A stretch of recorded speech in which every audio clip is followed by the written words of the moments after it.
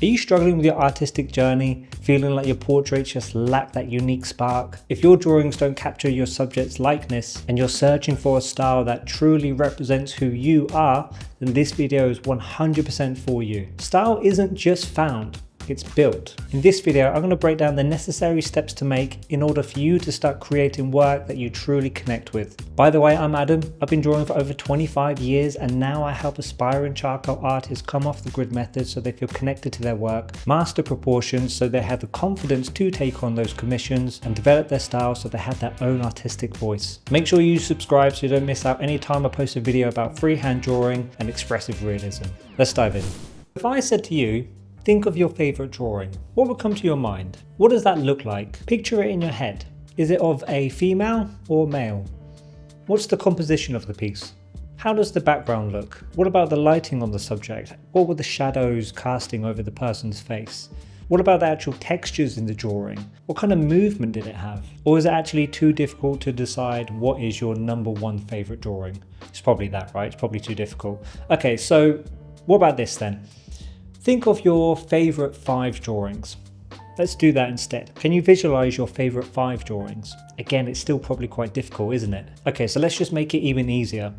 Think of your favorite 5 artists instead. It's probably easier to think of 5 artists rather than 5 single pieces of work. Okay, so with those 5 artists, what does their work look like? Picture it in your head, describe the artist's work. It's a bit easier now, isn't it? Because you're describing a body of work rather than just a single piece. Now, what specifics do you actually like about their work? What are the specific words that you would use to describe their work?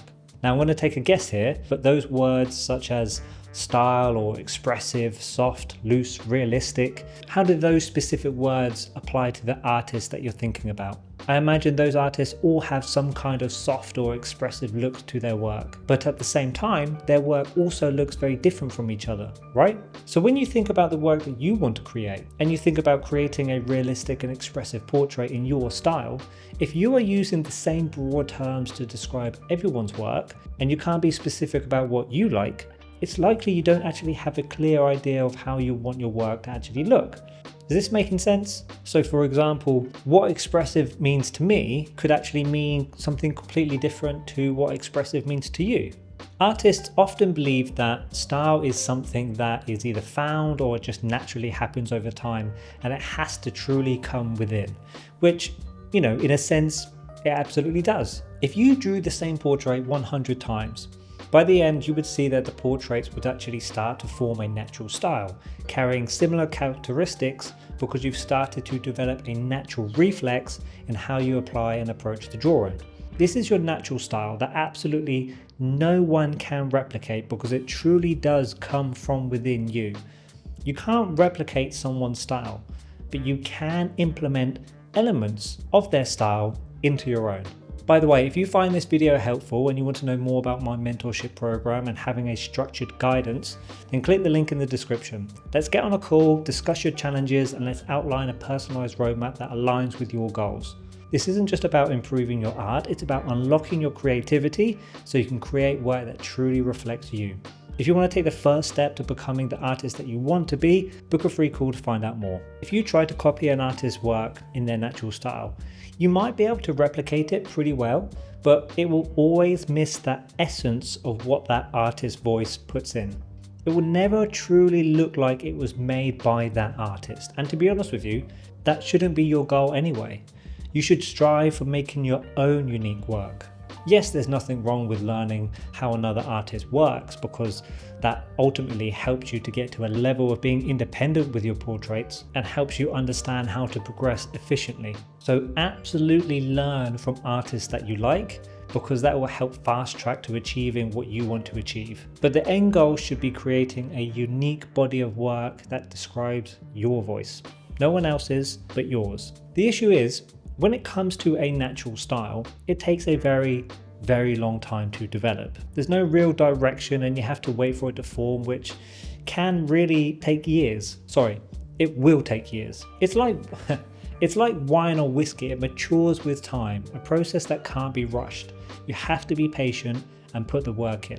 Now, obviously, if you're only drawing once every couple of months, you're not really going to make much progress and it will take even longer. The good thing is though, you can also take certain steps in what I like to call your practice style. This is where you have a very specific idea of how you want your work to look. You know exactly what the background looks like or how the composition falls across the paper. You know how loose or tight the value structure is going to be.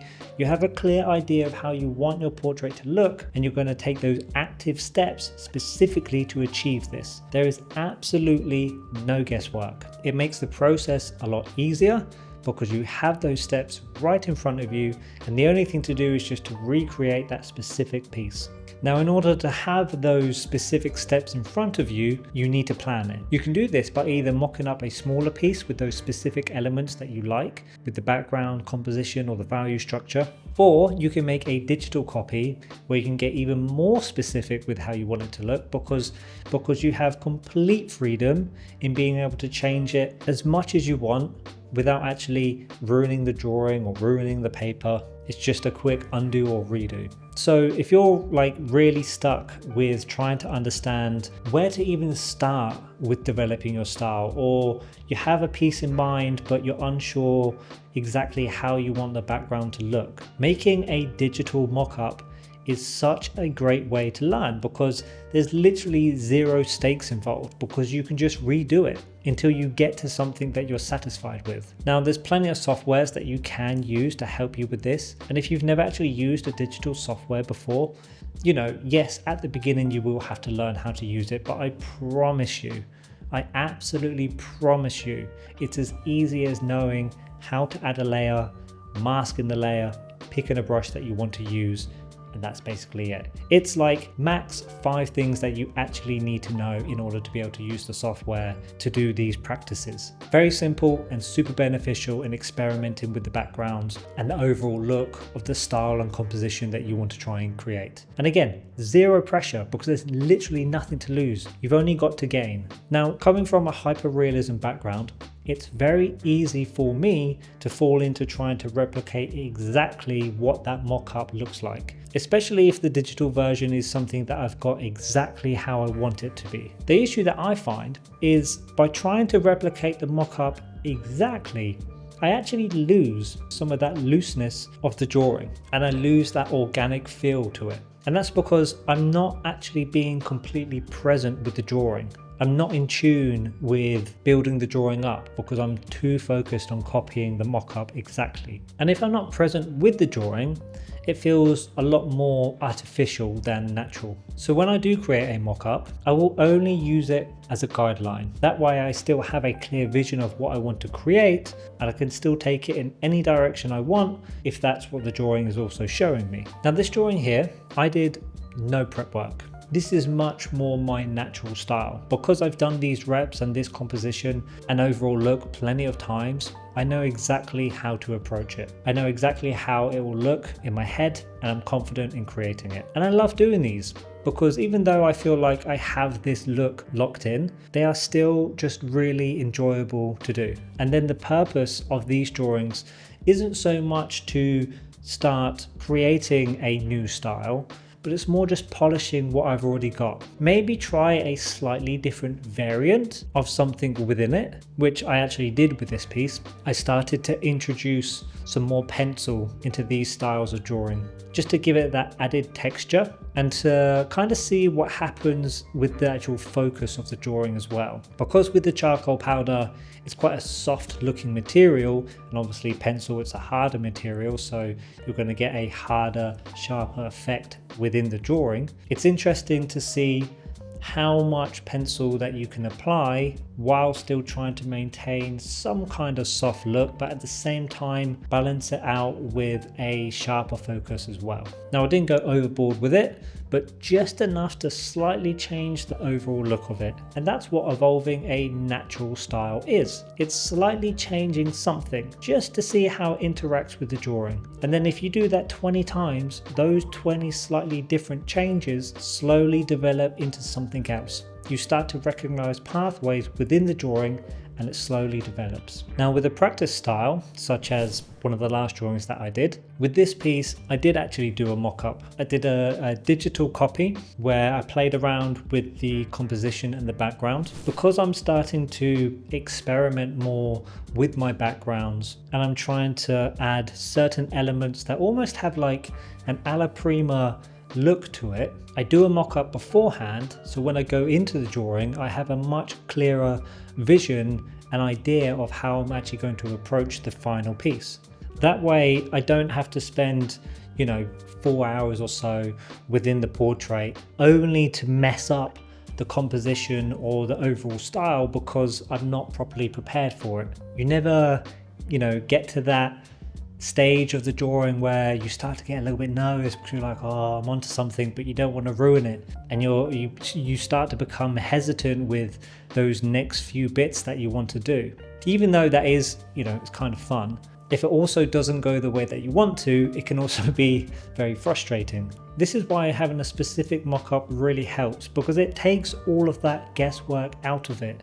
Unlike this drawing here, where I did absolutely no prep work for it, because it is second nature to me, because I've done this kind of work a lot more. So if you're in a position where you want to try something slightly different, do some mock-ups, get clear with how you want it to look, and also get clear with how you're going to approach it as well. Think about all of the movies that you've seen or the books that you've read. When they made those, they didn't just go, right, let's just write a book. They wrote one draft and then just published it. That didn't happen. They made lots of drafts. Same with movies. They don't just do one take and then screw it, right, just edit it and send it to the cinema. Because if they did, everything would be shit. Like, it just wouldn't look good, would it? So it's the same with drawings as well. If you want to experiment, if you want to start developing your style, don't just go for the one and done. Do a draft, do 2 drafts. Do the prep work beforehand, so when you come to make your final showcase piece, you've already worked out the logistics in how to get there. And also, this is the great thing about a practice style. Once you've done it like 20 times or so, and you start to recognize the pathways of what that practice style has, and you start to build that experience of how it interacts with the process and the overall look, it slowly becomes your natural style.